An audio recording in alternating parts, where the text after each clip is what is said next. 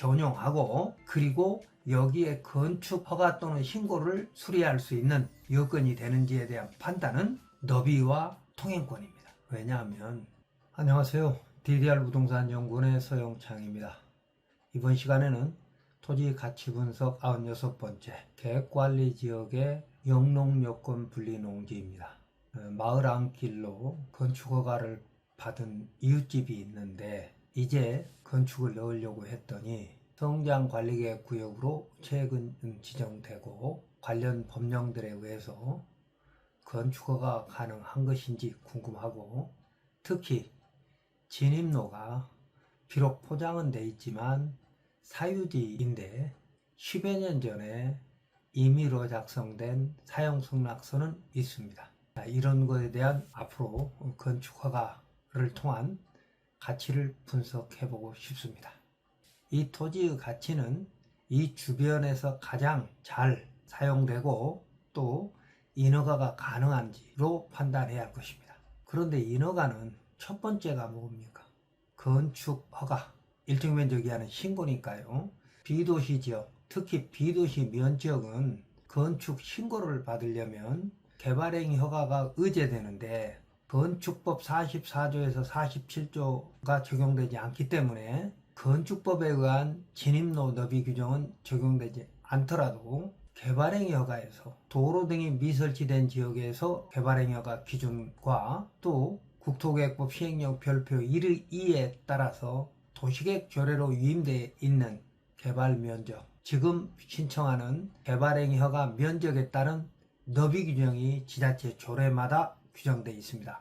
물론 지자체 조례에 명확히 규정되지 않은 곳은 국토부가 제정 시행한 개발행위허가 운영 지침에 따른다고 되어 있습니다. 이 개발행위허가 운영 지침은 5,000제곱미터 미만의 개발 규모인 경우에는 너비 4m 이상의 도로를 확보해야 한다 라고 되어 있는데, 예외적으로 1,000제곱미터 이하의 단독주택 및 근생, 그리고 농림어업용 시설 등은, 물론 농림어업용 시설은 면적이 조금 더 넓을 수 있습니다. 기존의 마을 안길 및 농로로 가능하다 라고 규정되어 있습니다. 그래서 이런 규정들을 전부 종합해서 가치 분석을 할 수밖에 없는데, 이곳은 계획관리지역이고 성장관리계획 구역이기 때문에 도시계획시설 도로로부터 연결된 마을 안길이 해당 건축물의 출입에 지장이 없을 정도인지에 대한 판단을 하는 것이 제일 중요합니다. 제 설명에 대해서 궁금한 점은 저희 네이버 카페로 질문해 주시고 구독, 좋아요, 알림 설정 해 주시기 바랍니다. 자, 그러면 이 현장과 또 현장에 대한 기본적인 설명을 해 보도록 하겠습니다. 이 현장은 이렇습니다. 이 빨갛게 되어 있는 곳이 도로구역입니다. 도로구역이라 함은 도시계획시설이라든지 또는 도로법 도로 등이 지나가면서 만들어진 전체적인 행위 제한을 받는 도로법에 의한 행위 제한, 즉 이 도로구역 안에는 어떤 시설을 할 수 없는 이제 그런 곳이죠. 그래서 이 안에 실제 도로가 또 있습니다. 그래서 이 도로로부터 이 지금 주황색으로 되어 있는 것이 지목이 도로인 국공유 도로입니다. 이제 이걸 마을 안길이라고 볼 수 있는데, 여기에는 연접한 국어가 말라서 포장한 3m 내외의 마을길이 있게 됩니다.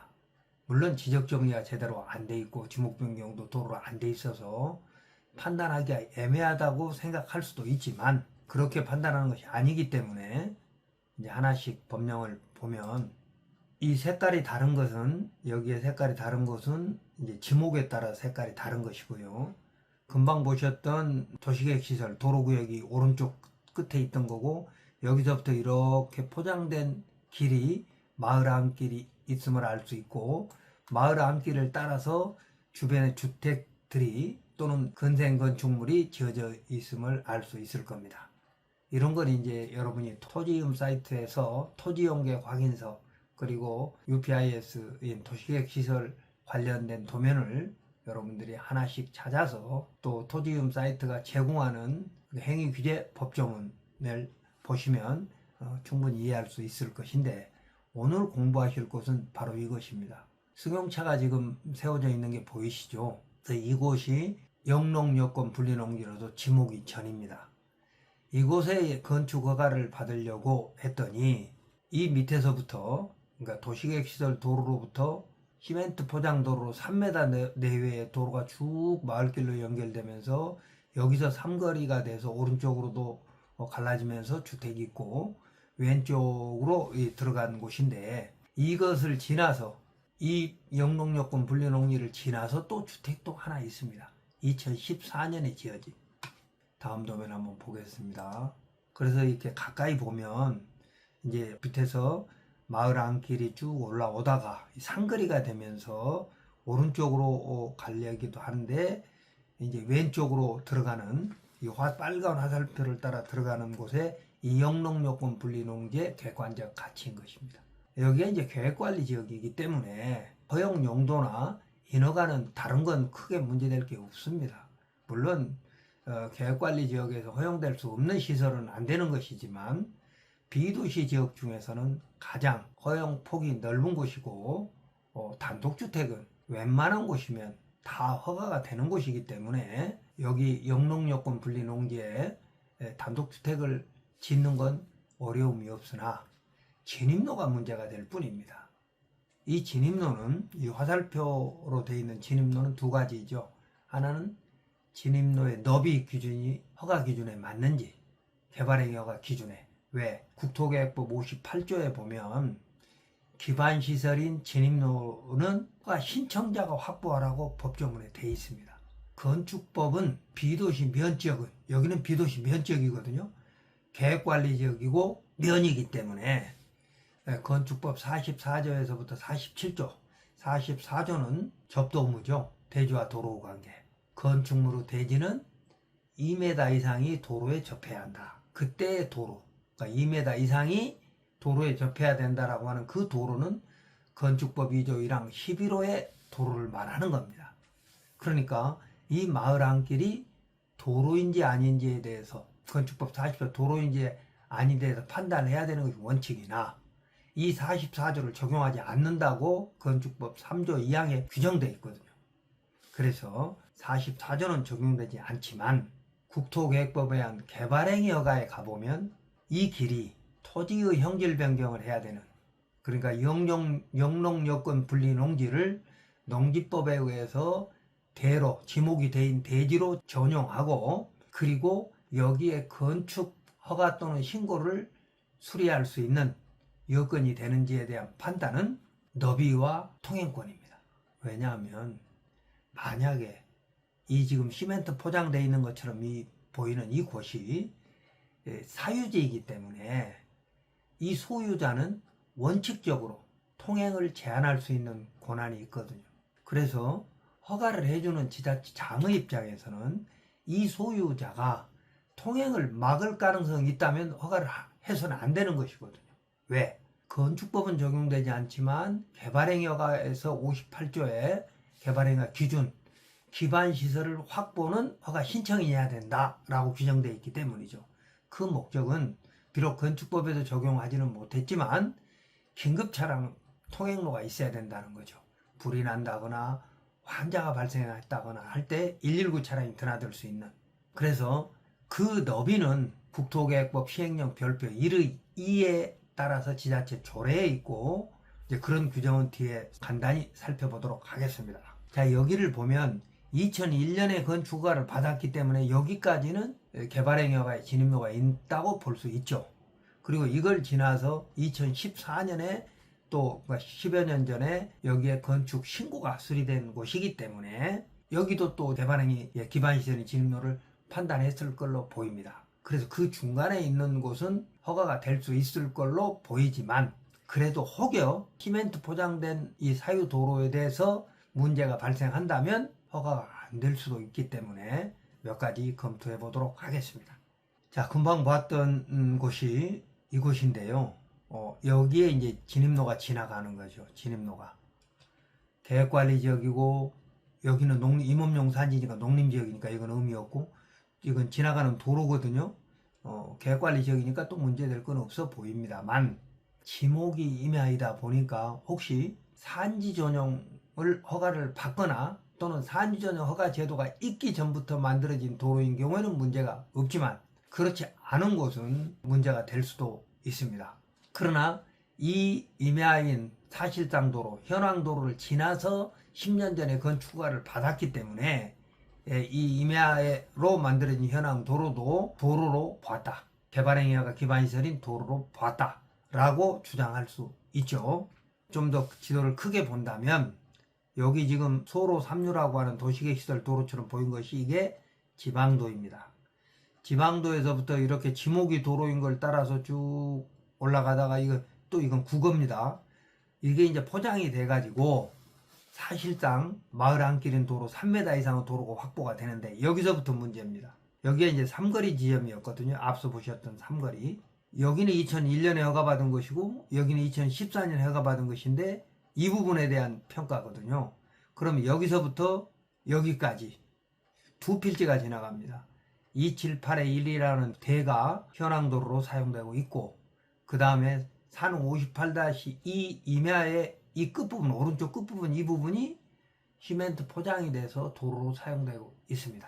그래서 이 두 필지가 너비가 3m 이상이고, 또 이게 개발행위가 기반시설 진입로 규격에 맞다라고, 또 그리고 사용 승낙이 있다라고 판단을 해준다면 나머지는 문제될 게 거의 없습니다. 계획관리지역이고, 또 여기가 성장관리계획 구역이라 하더라도, 성장관리계획 구역이라 하면 난개발을 방지하기 위해서 일정 규모 이상의 개발을 할 때 진입로를 확보하는 일종의 건축 후퇴선을 비롯한 여러 가지 방안들이 만들어지게 되고, 또 지구단위 계획 수준으로 또 여러 가지 허가 기준들이 새로 만들어지는 게 성장관리계획 구역이긴 하나, 주택에는 1000제곱미터 미만의 단독주택에는 그런 규정이 적용되지 않는 것이 원칙이므로 크게 문제될 것이 없어 보입니다.